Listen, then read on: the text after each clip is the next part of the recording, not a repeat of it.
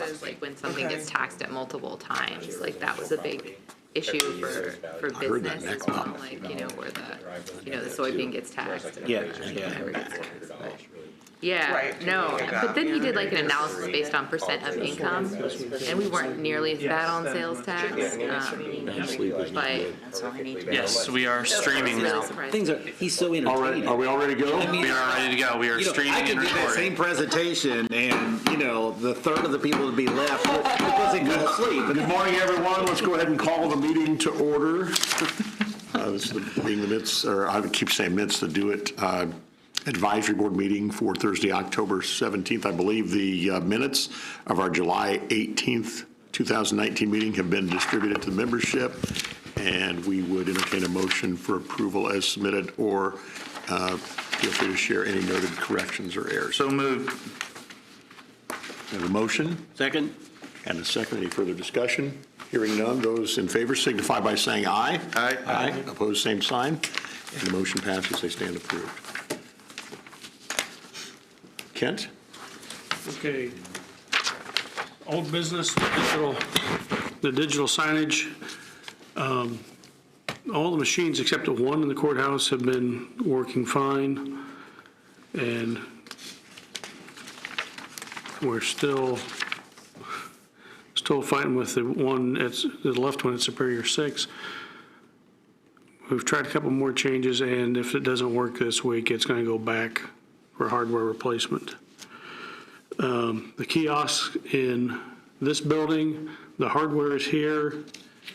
I've had a demo sent to me on how the software is going to work, and we're making some changes to that. I've talked with Tony, and it doesn't sound like we're going to get the kiosk mounted until probably December. He just didn't have the staff time right now to do that. So that's all I've got on the digital signage.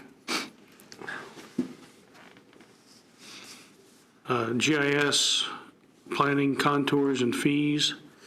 As far as the fees, we did not meet to discuss that. On contours, Zach? I need to get back in touch with Kent Park with Wolpert. He was supposed to be getting back to us with a revised proposal, but I have not seen it yet, so I will check on that. Okay.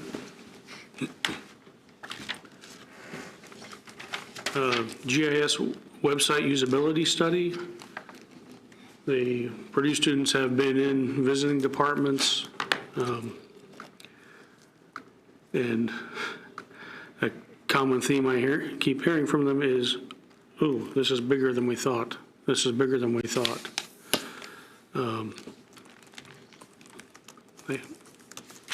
Excuse me. They didn't have a meeting with them last week. They were on break. But they visited most of the departments already at least once. And are trying to draw a big picture at this point. Know before. Disabling the accounts for those that weren't keeping current went over about as well as you would expect. However, within a few days, pretty much everybody was back up and running. We did a drawing. Chris Greasy had been current on all of his training, and he won the use of a light-up keyboard, mechanical keyboard that lights up, and he promptly declined use of it. So are we looking for volunteers from the advisory board that want to keep the keyboard? Is that what you're saying? no, I'm just going to extend that on out. Okay. And actually, I did not receive any kind of feedback on the awards. So maybe the light-up keyboard's only special to certain technical people on the third floor of this building. Password policy change. Hang on just a second. Can we go back to the no before? I want to make just a general comment because I know there's been a discussion about it in a series of emails. I am still I'm absolutely a strong advocate of the process. It is certainly kept us out of hot water and minimized our risk. One of the questions that I have, and it is a little bit, and I consider myself pretty savvy when it comes to sniffing out stuff that's malware. In part because I have taken that seriously, but I've done some things on my own as well to learn more about phishing attacks and things like that cost government an enormous amount of time and resources on an annual basis. I am wondering if there is, I'm wondering what the long-term plan is going to be for Know Before, and do we have the ability to set tiers within the process so that somebody who is fairly new to our organization gets a lot of stuff up front, and some of us that have been around a little. What I am noticing is a lot of what I'm seeing. There is some new stuff, but most of it is very repetitive in nature, and it is practice. So again, I think probably the most time I've ever taken on one of those is I might have had 15 minutes. I'd be surprised if I've ever failed one of them and had to retake it, although there may have been one where I may not have been as attentive as I should have been in the process. But I'm just wondering what, it's just open discussion about, I think it's a great thing. What, will we still be doing it like we're doing it right now 5 years from now? I mean, there are organizations out there not doing anything, and I think those are organizations that are at risk, and I think we do a great job here. So I just open that up for discussion, for everyone's thoughts. I think Know Before has its uses. I think some of them are really kind of, the phishing ones are particularly useful. I think some of them are kind of childish. But I went to a user group meeting for my CAMA system, or the system that holds all the assessment information, where they talked about cybersecurity. And they kind of reverberated a lot of stuff I've been reading, a lot of stuff that we've kind of adopted, in that, like, they're saying, like, hey, this is going to be a user issue moving forward. The users are the key into this, and that's the kind of just the same kind of stuff we've talked about here. And I guess the issue I have with it is she admitted, in all of her experience in lecturing, that phishing scams are getting better and better, and she's fallen for them before, and there's no way this isn't 100%. Like, we have hundreds of employees that are constantly getting hit with phishing scams, and just by statistics, no matter how much, like, Know Before is not we're not going to fall for phishing scams. Someone's going to, I'm going to click on it. Maybe Ken will click on it. They're pretty advanced. Some of them are really good. And so if I'm a phisher and I'm hearing the IT professionals, the security professionals being like, I got nothing on this, it's all on you guys, and we're all going to fall for it. I'm like, it's a numbers game. I'm going to send as many phishes as I can, right? It doesn't seem, it's kind of like, I guess a good analogy is my restaurant, right? Like, we need to train people to lock the doors, but sometimes the doors aren't going to get locked, and sometimes people are going to get in anyway. And that's why it's important not to have all your cash sitting on the table right when they walk in. And I feel like we're focusing on locking the door, and that's great. And I'm not trying to, like, necessarily marginalize that, but I also feel like in some of my emails where it was like, well, your office got hit 3 times, and it took, I think it was your staff half a day or my staff half a day. I had no knowledge of my staff having any sort of cyber breaches that incurred DoIT's time. So I think part of it is just, if there is a cyber breach, talking about specifically what happened with the department head, what it affected, so we understand. But also, I feel like, and then, like, I have access to payroll, I have access to this. I was thinking about it, I probably have access to stuff I don't need access to. I don't need access to payroll. Part of it, too, is, like, having individuals discussions with what do you have access to that if you were phished. So it's like, so I think it's two-pronged, and I guess as a department head who's expected to kind of make sure everyone's up on their Know Before, it'd be nice to know, and I know you said it isn't just a users take Know Before and we're secure. I know you guys do things to protect various systems that we probably don't even know about, but I definitely think there should be, and again, I'm not an expert on this, discussions on what we have access to, do we need access to it, and how we can secure, like, basically how can we hide confidential information, because I think, like, the account where I have access to email, where I would click on a phishing scheme, I think it'd be pretty easy to make that account to where it only deals in public information, where I can give that, you know what I mean? Like, the worst case would be, you have access to stuff that I probably would have given you in some sort of public request anyway, and things that would provide access to, security information, people's social security numbers, payroll information, things that people have submitted in appeals that have social security numbers, all that would be not accessible to like my everyday, there'd be some other way I don't know, I just hope that Know Before doesn't preclude more advanced conversations about how to make very important stuff secure. And then also, I feel like I have a ton of software vendors that provide us software. I haven't even, Thomson Reuters is the first one I even talked to, that says, hey, of all your systems, you guys provide software for tons of jurisdictions all over the world. How many of them have been locked and had to have paid Bitcoin? How many of them have been locked and you guys just rebooted it from old data? I think that like each software system we have has some individual risk where some of them are like, there's no really risk for this getting locked, but it can be so easily rebuilt. Or some of them is like, wow, we'd have to pay immediately in Bitcoin because people are on life support or whatever. So I don't know, I feel like Know Before is part of it, but I feel like moving forward in sustainable, cybersecurity. I think part of what they talk about at Thomson Reuters too is part of the movement is just IT wanting to separate themselves from cybersecurity, especially if they don't have a cybersecurity person, because everyone just assumes that you guys got this, but traditionally it's like not something that most IT departments are set up to, have a cybersecurity person who's like really versed in this. So I don't know. That was kind of my 2 cents on it. Yeah. Well, okay. Recently, was it LaPorte County announced that they had cyber insurance, ransomware insurance. I think, was that Howard County? The most recent one? One of them just announced that they'd purchased $100,000 worth of insurance.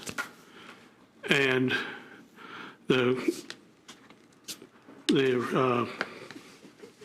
IT leaders group I was meeting with discussing this, they were all laughing and saying, way to go, paint a target on your back.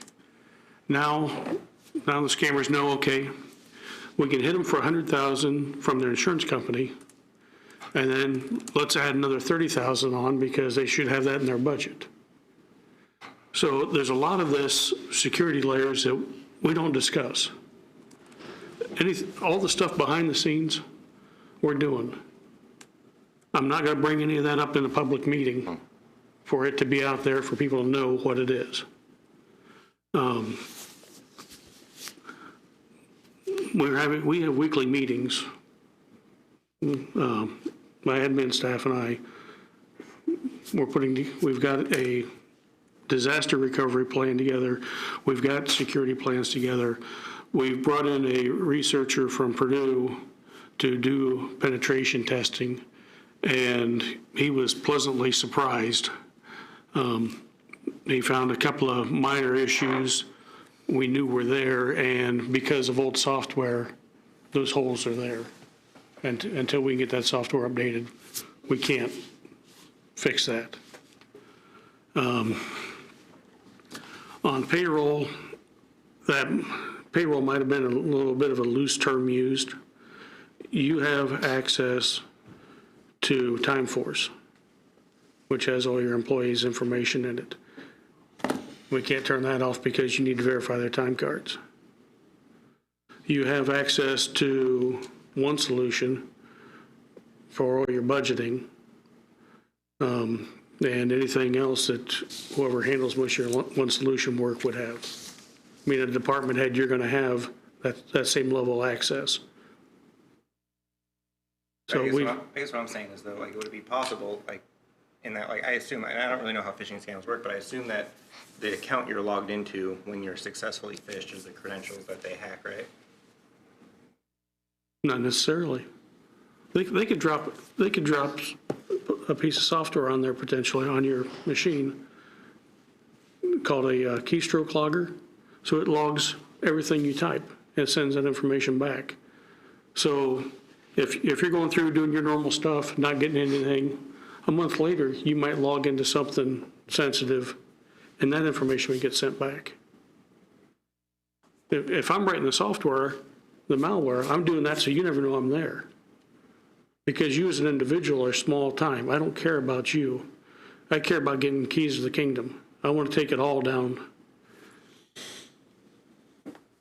Well, so, and I guess that's my question, is there a way so that we're like maybe when we do payroll or something where we're gonna access confidential information, we have a laptop? I mean, we use, I don't know, I feel like we have laptops in excess. I mean, like we just use that machine, maybe we log in with an account that we don't use to log in to check any email. Like it's just for payroll. It's just for payroll and budgeting. Or like we have a terminal, that's what we use. Or I'm just, That's kind of where the balance between security and Right. user convenience comes in. There's a lot of things that we could make this county a lot more secure, but it would make it almost unusable as well. The only thing that nobody can hack is an actual brick. You can't do anything to it because it doesn't do anything. Everything else can be hacked or cracked or whatever term you want to use. It all comes down to we spend a lot of the time trying to balance what is going to be secure and helpful for the county without being too much of an inconvenience on the users. It's a very perilous endeavor, and we try to do as best as we can. KnowBe4 is just a very small portion of it that we ask each department to be responsible for just their little group, because we are ultimately responsible for everyone. So it's a give and take on both sides. yeah, and I appreciate what you said about public meetings and not wanting to show your hand on some written record, but you know, as far as like interdepartment communications go, it would be nice to have some level of transparency as to like what the measures are specifically pertain to our office, especially if you guys are fielding, you know, issues that we're not even cognitive of. I would definitely just be interested in, you know, what of is our most vulnerable software, and is it some way we're using it that's causing, you know, these issues? But yeah, I'm not saying it has to be like The most vulnerable software is email. Yeah. Right. We are currently working on a larger document. I think it's up to 30 pages now. And Kent recently sent out a survey to each one of the department heads asking for some information from you, and that's going to be in that, so we can have kind of a broad picture to kind of show everyone and users ourselves, so you all know that exact information. You know, I guess, and again, I certainly champion for the cause and appreciate what your staff does, and I'm wondering if it would be appropriate at some point in time for us to have at least a very high level overview of the measures that are taken, so that we just have a basic understanding of that, and that could easily be handled by this board in an executive session. I don't know why we couldn't do that. And again, daily nuts and bolts things I'm not interested in, but these types of things do come up.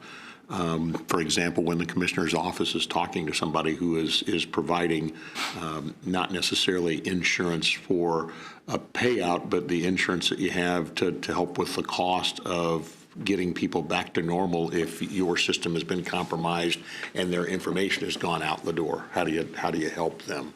I throw that out there at some point in time, and again, I wouldn't expect it to be a down in the weeds kind of thing. It could be something that's very simple, again, just to help. We've got a lot of people with a lot of talent here that work in the industry and everything that have been brought to the advisory board. It just might be helpful. Again, KnowBe4, I think it scratches the surface.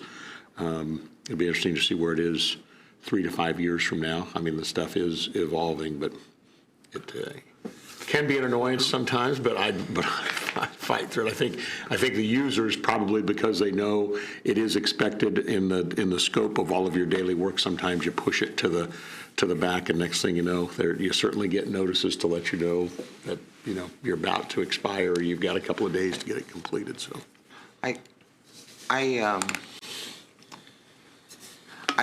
every article that I've read about government IT security talks about this first wall of defense. And in an age when everybody is on a device virtually every minute of every day, to me, it's really helpful to make people stop and think. You know, today, people don't think very much about privacy and security. I'm of an age where that's a lot more important to me than convenience. So I'm maybe a little more attuned to privacy and security than people of a different age. So I think the know before, especially the meatier ones about phishing, and even I think about going down to the State House or the state office buildings. As an MPO director, I have a key card to get into the building without going through security. But when you go from the garage with one of those cards and you see all the people who just let anybody else in at the same time, I think, why do you do that? You know, that's a convenience over security, and to me it should be security over convenience. So I think that the know before training is good overall. There are some that are a little silly,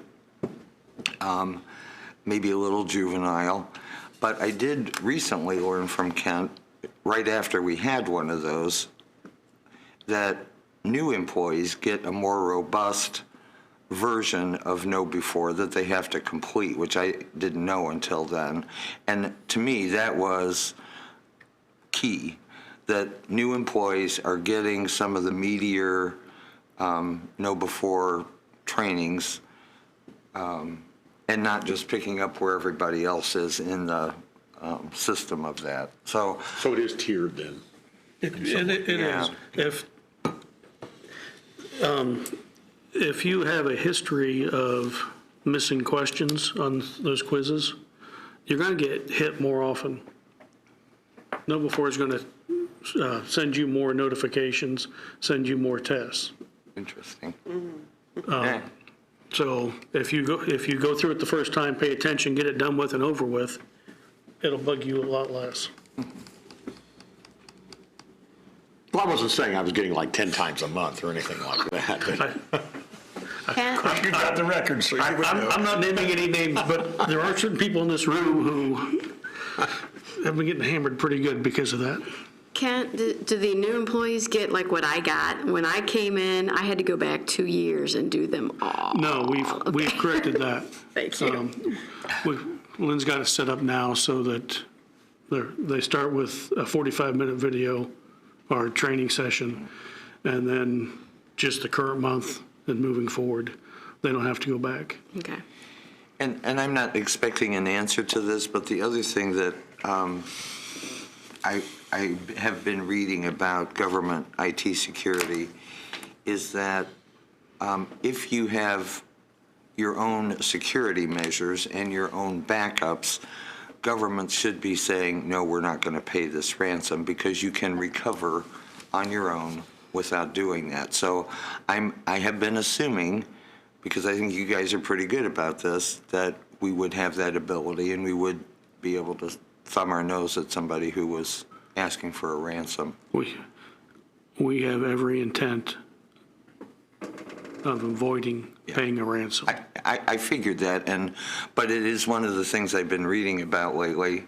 So I just bring it up, not for an answer, but as a point. Yeah, I think also that question is like, if you read a lot of the cases of the people who decide to pay the ransom, it's like, well, we're a hospital, we have people on life support, we have this much gas in our generators, Right. like at some point or like, hey, it's a jail, like at some point we need the computers to function because Yes. it's like a Yeah.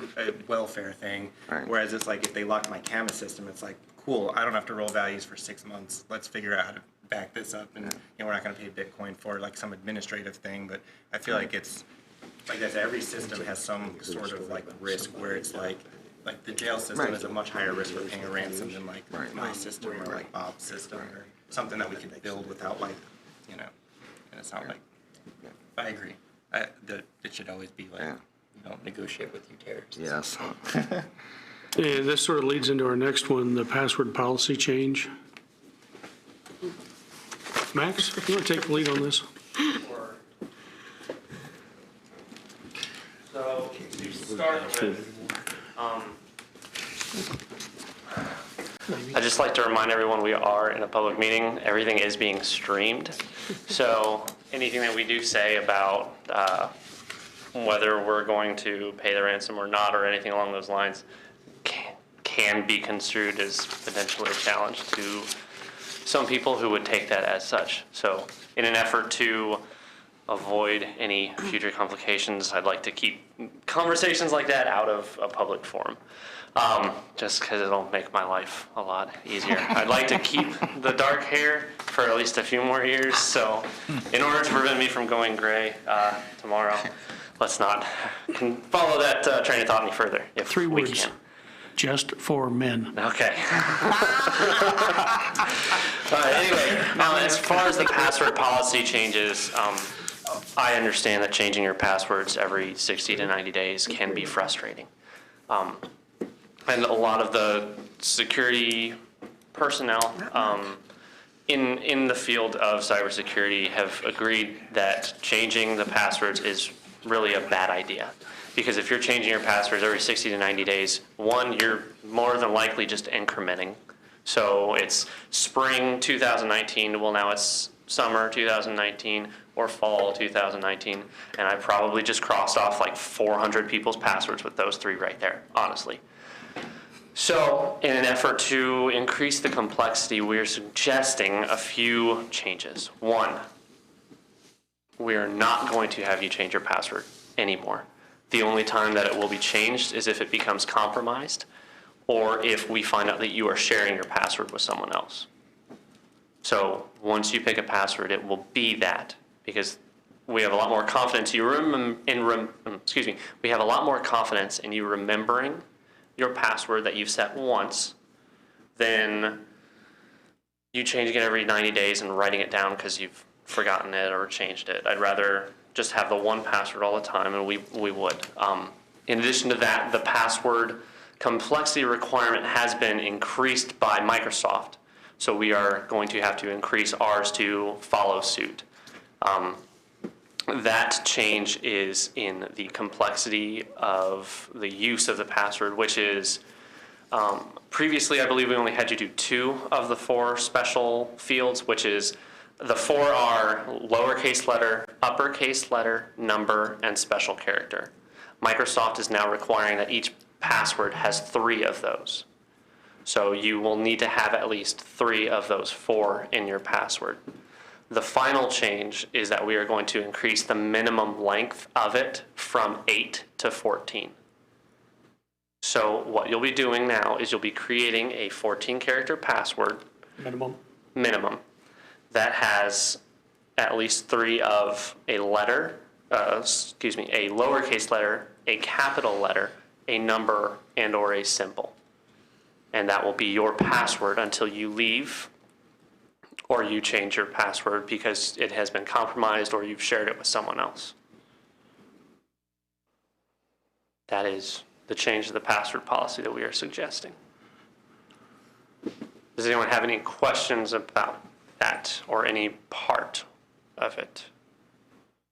I think that's a good move. Thank you. JP Morgan Chase Bank, same policy. Yeah, it's very similar to what most companies are going with nowadays anyway. Obviously, Microsoft is making it mandatory. My bank does it. Mine has to be 12 and use all 4 of them in addition to multi-factor authentication methods. So I have to use multiple different things to log in. Okay. When pitching this to your staff, or when we pitch it to the staff, the word passphrase is probably going to be thrown out there quite often. And by that, typically we mean like a sentence. For instance, one of my passwords might be, my 2 council reps are the greatest in the world. That way I've got. Sure, consider them. This is on a public meeting. This is recorded. But you'd have uppercase, lowercase, number 2 for numeral, and then punctuation. Yeah. So that would satisfy 4 of them. And that's something easy to remember. I've read the same thing, that a sentence is probably the best way for people to remember their password. A sentence that means something to them. You'll be surprised how I'm easily never you can changing remember. it again. Yeah, something like that. When would this go into effect? That is something we have not yet Okay. talked about. Sooner would be better, but it's not going to be an overnight thing. I'm not going to turn it on tomorrow. Are you, like, but probably not till next year, or? We really haven't haven't? talked about Okay. that at all. So it's something that we will have to turn on overnight. It is just a setting that we go in and change the numbers, but we definitely want to make sure everybody is aware of it. And I do believe that even if we change the policy, it won't happen until you have to go and change your password the next time. So if you're on a 60 to 90 day reset cycle now, so if we change that, it may not make you change your password until that 60 to 90 degree or 90, Degrees, yes. yeah, 90 degree angle. What if you're already compliant? If you're already compliant, then get with me and I can force that password through. So when we do, Not that big a deal, but I'd be yeah, curious if it would if automatically. you want to keep the same password, I don't believe it will make you change it. But again, we have not pushed anything yet. We wanted to make sure that people were aware and accepted the suggested changes before we started even looking at them And, or testing them, sorry. but that password will not apply to things like your access to your FSA account or to No, it will not. Correct. that other stuff. This You'll is still have to have multiple strictly for passwords for email that. and logging into your computer Okay. and anything that uses that information. This is good. Your phone, if you have email on your phone, you'd need to change it there. Okay. Which I understand that can be a pain for some people, but I guarantee you right now that nobody has a longer password than I do. So, So if you switch to Android, it'd be much easier to change. Is that a challenge at a public meeting? it is a challenge at a public meeting. I dare you to have a longer password than me. Very well. Good luck. You're going to need over 100 characters. Oh, now, come on, seriously. Okay, anything else on the password?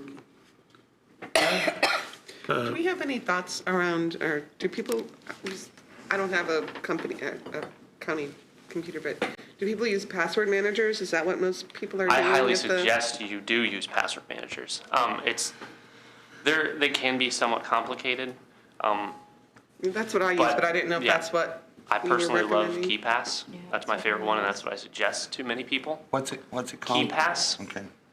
We can install it on your computers, and so what a password manager is basically it's a database that you create for yourself and you store it somewhere, and you have one password to open that file up, and you store all of your other usernames and passwords in there. So for people who have 50 different accounts somewhere, that's very helpful because they only really need to remember one password.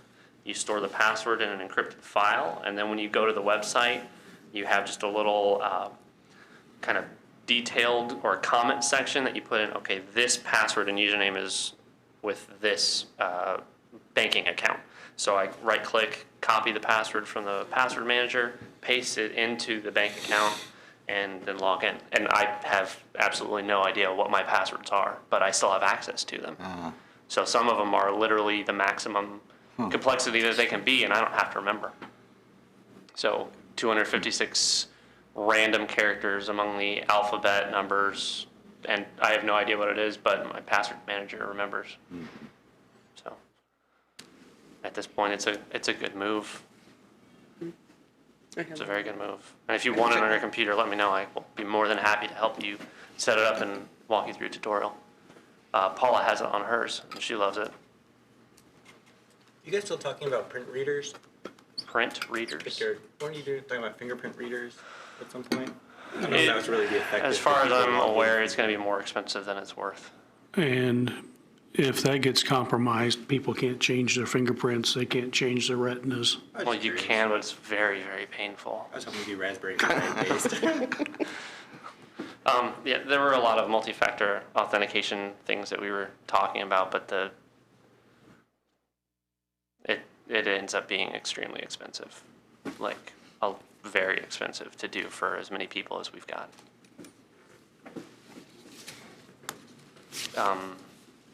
Any other questions about passwords? Thank you. Okay. You. Server room renovation. I've, well, as with any construction, we've hit a couple of snags. I've got a meeting at 10 o'clock with the engineering firm and wind tech and an electrician to look at how we're going to move some of this stuff. So I don't have a quote yet. We're still trying to get everything laid out. After this, if anybody wants to come up and take a look and understand the plan, they're more than welcome. Intern, we did get an intern from Ivy Tech. He's putting in 10 hours a week on average. He's been instrumental in setting up the check-in kiosks for elections. That's been most of his tasks so far. Been doing a good job. Very pleased with how it's gone.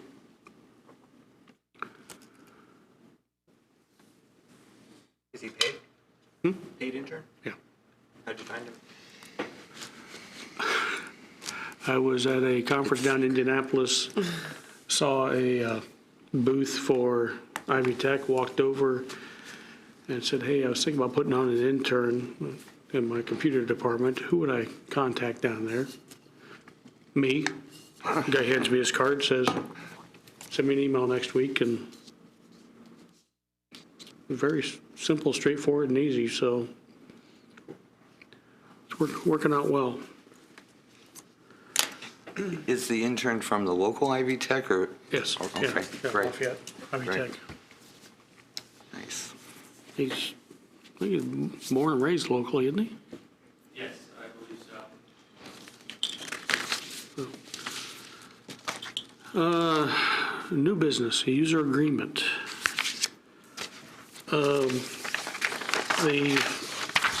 There's a standard. Is this it, Max?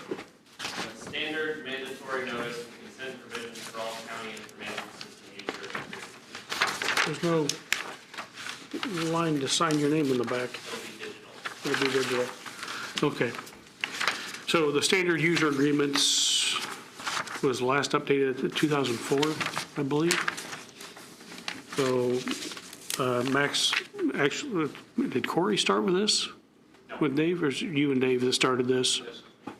And then this has been through the county attorney to get all the verbiage cleaned up and approved. So I'd like for you to read that. And I think, I understand. This is all lawyer speak to me, so I've gone through and I have notes as far as what certain portions of them mean and represent. I don't think we need a vote on this today, but I'd like for our next meeting to have everybody go through this, bring up any questions they've got. Go ahead and send them to me if we can get them, especially stuff that might have to go through the county attorney. Let's see if we can get everything cleaned up before the next meeting. This isn't like an ordinance that has to be voted on twice or anything, right? This is just a standard policy that, I think that would just be, just be once. one vote. Could, Yeah, go ahead.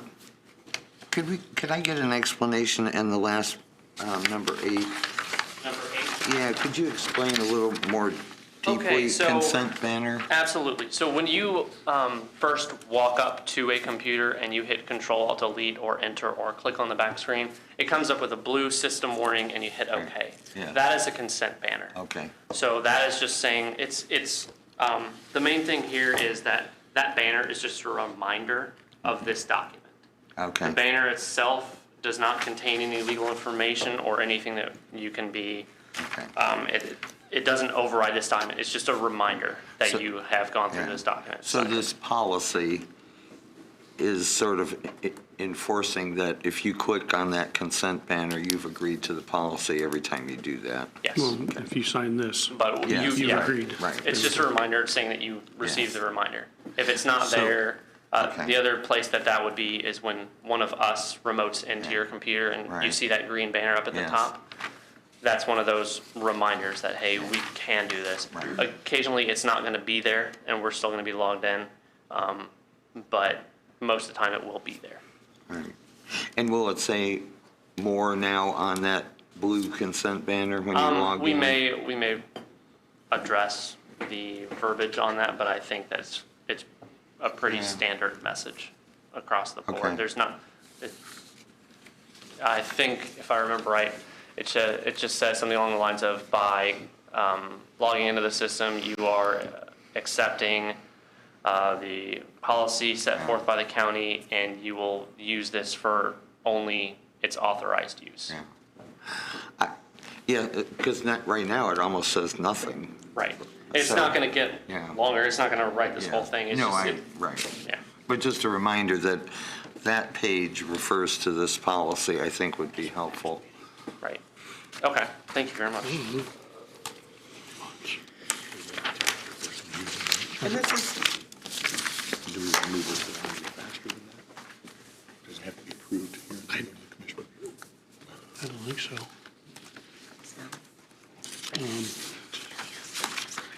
and this is going to be used on, if you want to use Beacon, the Tippecanoe website, or is this more of an This employee? is only employees. This is only employees? Okay.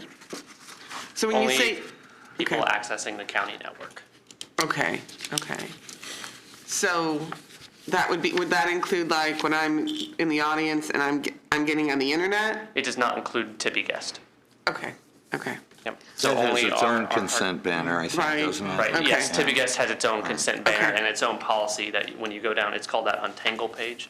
When you read Yeah. through that, it says you will not use this for anything inappropriate, Okay. essentially. You So- sign that and then it lets you in. So this sentence, maybe I'm not understanding this sentence. County employees do not have an expectation of privacy with respect to information that falls outside the scope of their employment with the county. Okay, so is that the first? Second. Yes, okay, so. They do not, because it's kind of written backwards. The second sentence, county employees, they do not have an expectation of privacy with respect to information Yes. not So- that falls outside the scope of their employment with the county? Correct. So if you are sitting there at lunch and you are on your computer and you are looking at. If you're on this network. If you're watching YouTube Okay. videos or watching another TV show or Okay. streaming, you don't have the right to privacy. If Right. we need to troubleshoot, or we've had that actually. The child support office, they used to have a game that they would play during lunch, which was perfectly fine. They were okay to do that, but it was causing issues during their working day. And what happened was their cache was getting full, and some of their programs, they have some older DOS-based programs, believe it or not. And it was interfering with that through the course of the day. So when we went through and troubleshooting, we were going through their internet history to try and figure out what was happening. And so they didn't have the right to privacy. We can go through their computer because we need to for troubleshooting and other purposes like that. That's what, Okay, I get that's it. the lawyer speak thing.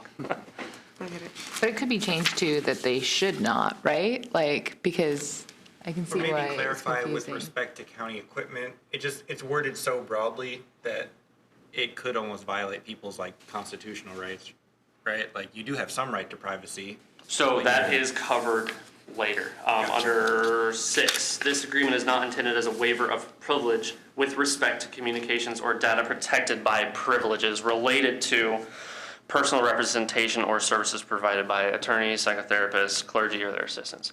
So there are protections in here for the user saying, we're not just going to go out and look at all of your stuff. If you have confidential information there, we're not here to just look and take everything. We are tracked. Everything that we do is tracked. So we're not going to just go and look at your what's the communication between yourself and an attorney or a therapist. Right, no, I get that. I guess what I'm just saying is that the sentence, that just one sentence seems worded pretty broadly. It doesn't even necessarily pertain to, there's no sentence before it that would even indicate, Okay. you know what I mean? So like, on my cell phone's on my, like I pay for the network, it's not a county cell phone. If I like text my wife like, hey, be home at 5, I'll get milk or something. By that sentence, I would not have an expectation of privacy, right? It's totally outside my scope of county work, nothing to do with the county or county device.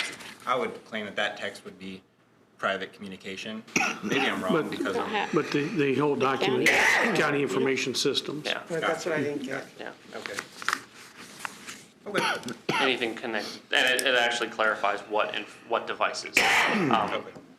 We discourage and tell people not to, but many people will take their phones and they will plug them into their computers to charge. At that point, your phone becomes a county IT piece of equipment because you're connecting it to our network. It's, if you have a virus on your phone, you just transmitted it to your, Why would we even allow that? we don't, but people do it. How do we prevent that? We can't. We can talk about that later. That's a whole different. I mean, that goes probably more vulnerable or as vulnerable as a Yeah. USB drive, private USB. And we have looked at some of the things, and actually, that's in know before. So there was a course saying, hey, don't pick up random USBs that are on the ground and plug them into your computer. Don't plug anything that's not an authorized piece of equipment into your computer. But Yeah, again, we I mean, can't. you may have to very specifically say, your personal cell phone cannot be charged on the county computer. And Well, I think this may take care of that. Yeah. I mean, big- once big people one. realize Yeah. that we can take their, okay, let me rephrase it. We're not going to take anyone's phone, but once they realize that they're providing another means of attack for a hacker, I'm hoping that that'll start to flush out. It also opens them up to discovery. Once they plug their phone into the county network, Right. that could potentially be public information. Yes. Right. And through discussions with Luke Brett, the public access counselor, there's a pretty good chance that whoever would rule that is public information. So you would lose all the privacy on your phone at that point. So maybe we should put an email together. Okay. Is this a correct statement that charging a phone at a wall plug in the county That's fine. is different than Yep. charging it in the It's when you're actually computer, plugging the right? phone directly into the Into the USB, computer, because you can right. access your files from your computer if you Yes. plug directly in, Right. but I can't get to your files if you Right. plug the power into a wall I jack. assumed that was true, but I wanted to be That comes sure. out of Tracy's budget at that point. Yeah, Yeah, which is right. fine. I was going to say, if people are using their phones, like they need to charge them through the computer, providing a way for them to do that, like de-incentivizes people actually plugging it in. So if they have a charger right there or whatever, then they don't have to worry about it. And that we do try and provide surge protectors or depending on the importance of that particular device, like the court reporter computers, they all have UPSs at them. So there's usually plenty of plugs for anything that they could possibly need. We do try and provide as many surge protectors as we can, but that actually comes out of maintenance's budget. So that's a maintenance request as opposed to an IT request. They get angry when we start throwing out surge protectors everywhere. Okay. Just more of a curiosity thing about like occasionally when like there's discourse with an attorney, especially like the courts, I'm sure like judges, attorneys, and just if there is like a system that periodically monitors emails, like does it have any intelligence to know that like I mean like two government officials communicating is part of the public record, right? But is there any wording that has teeth that you can put like, hey, this conversation is protected? I know like during like there's certain informal judicial when- processes that someone can be like, this email is protected under trial rule 33. Any request for that information will go through, first it'll go to Paula, and she will then run it through a process that includes the county attorney. And he will then send me notification that he needs this specific information. Oh, no. Yeah, I get that, like, with respect to, I'm saying, like, with respect to this, right, we're saying, like, hey, we're monitoring your emails for all sort of reasons, right? For like, just to make sure you're being professional. It's like one of the things, right? No, I honestly, Eric, no, I'm not. Okay, well, No. I know because no one's ever said anything to me, and I write the craziest stuff. Yes, I've read some of that. Unfortunately, I've received some of that. No, I'm just curious. That's addressed in 6C and D, particularly in this. I have a lot of work to do and not enough time to do it. There is the ability for me to set up labels to allow users to select certain documents as confidential. But it is a very detailed process, and it includes deleting certain things at certain time periods because they expect you to not keep things forever. So when you set a label up for a confidential, you also have to set a time period for retention. So currently we have everything at infinite retention, so we don't have any labels. If we start putting in those labels, you're starting to limit things. So it will, okay, this is a confidential piece of document that I have. I'm going to label it as confident, which means it's going to get a 7-year retention period on it, which means after 7 years, it will delete that item without reminding you at all. It will just be gone, and it will be unrecoverable.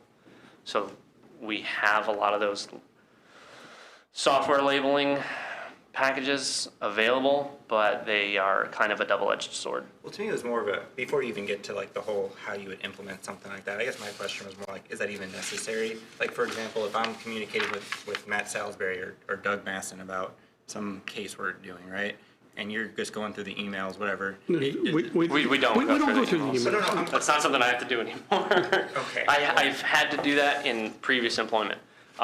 Literally, we had 4 people sitting at computers, and we monitored every single email that went out of our base back home to the United States. It was a very painful and unpleasant process because it is unbelievable what you will see and what you will read when people are sending emails back home. I never want to do that again. I never want anybody to ever have to go through that again. We only go through your emails if you ask us to, like, hey, why didn't this email get sent? Okay, let me look at that particular email. Oh, it was blocked by spam. The only other time is if there's a public access request, in which point it goes through the attorney, and he literally has to sit there and read through everything and decide, okay, this is confidential. They do not get that piece of, they don't get that information or that data. And like I said, I get that, Ken. It's, like I said, more for my own, like, just knowledge and curiosity, just humor me for the question. Like, when you say confidential, is it confidential with respect to an IT department, or is that something that...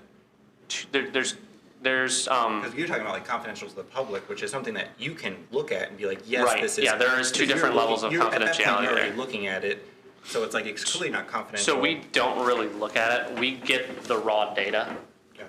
and then we pass that data along to someone who is authorized to look at that and deem whether it is worthy or not. Yes, we do have access to it, and that's one of the things, 6B, actually.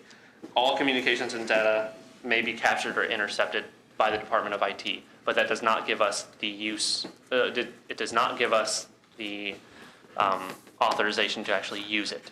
We can't, we don't, all we have is we can look at it, gather it, and send it to the person who is going to actually go through it and is legally allowed to. Right. That's how that works.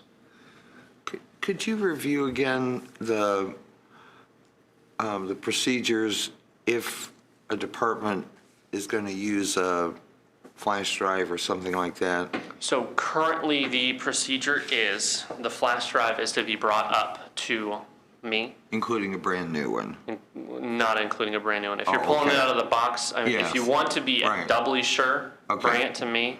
But out of the box, it's okay? But out of the box, it's okay. It's when you get something from outside. Outside. So if Okay. one of the engineering companies Right. come in and bring it, Yes.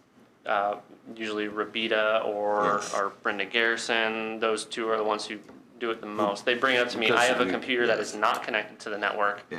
That has a bunch of antivirus and Right. things on it, and I've not had any problems.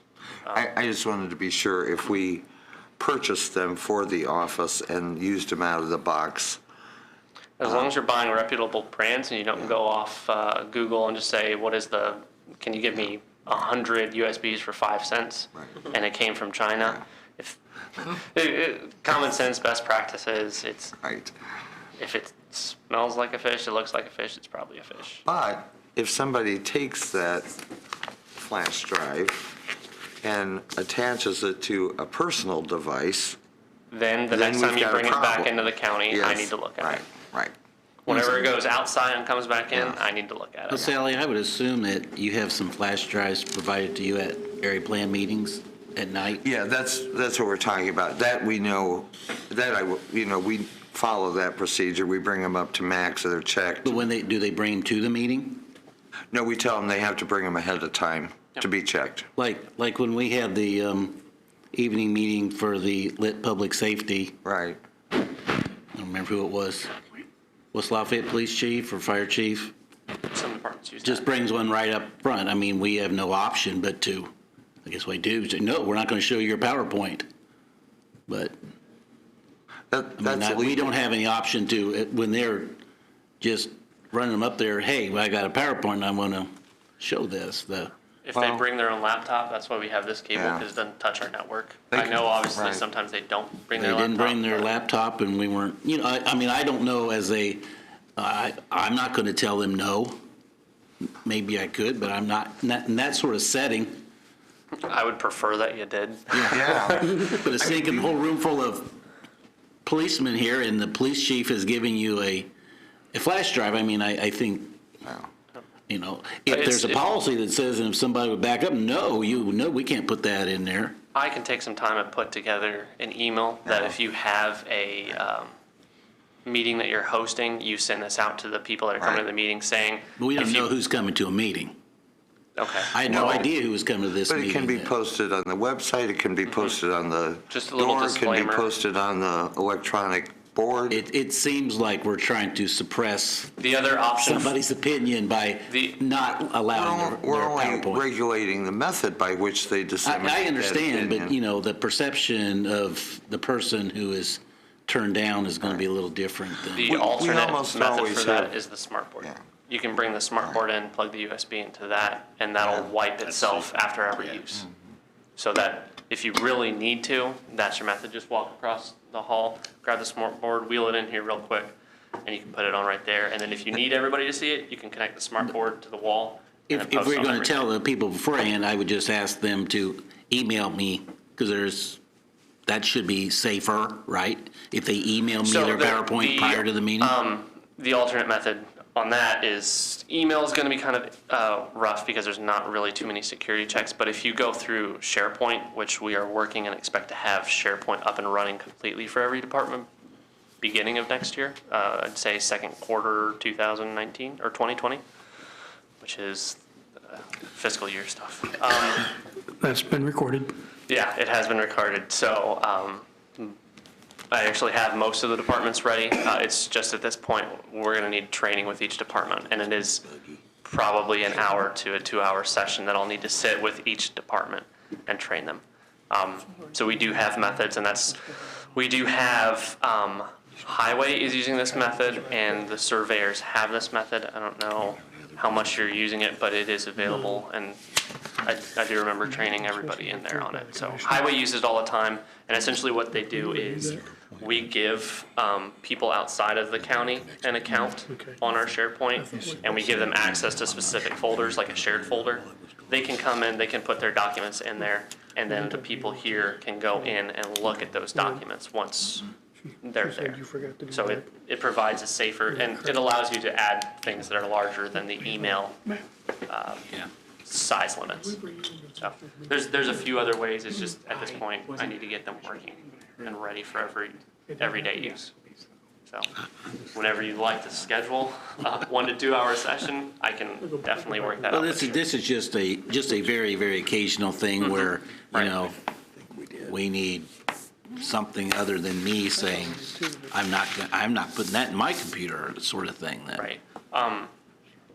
And that there's a lot of different ways that we can handle this that we haven't been able to address yet. So there's a few other ideas like putting a general public computer up here, No. but we haven't gotten to that yet. money's tight, always, so. Thank you. So we'll be you. taking action on that at a future meeting after it's reviewed. So I would invite anyone who has comments, if you have a chance to review it fully, send those along to Kent and then Kent or Max, and then we'll get them to Doug, get it vetted, and get it on the schedule as quickly as we can. Any other business to be brought before the advisory board? Well, I apologize because I was late, but could somebody just quickly review how the website usability study stands? I assume this is the one that the Cranard people have been working on. They've met with most of the departments. They had a couple more meetings they wanted to pull together. They're still gathering information. Okay, great. They haven't got anything. Okay. That's all I needed. Okay. Thank you. Next meeting, January 16th, weather permitting. January 16th, 9 a.m. here. Anything else? Hearing nothing, in need of a motion to adjourn. A motion to adjourn. Seconded? Yep. We are adjourned. Thank you all.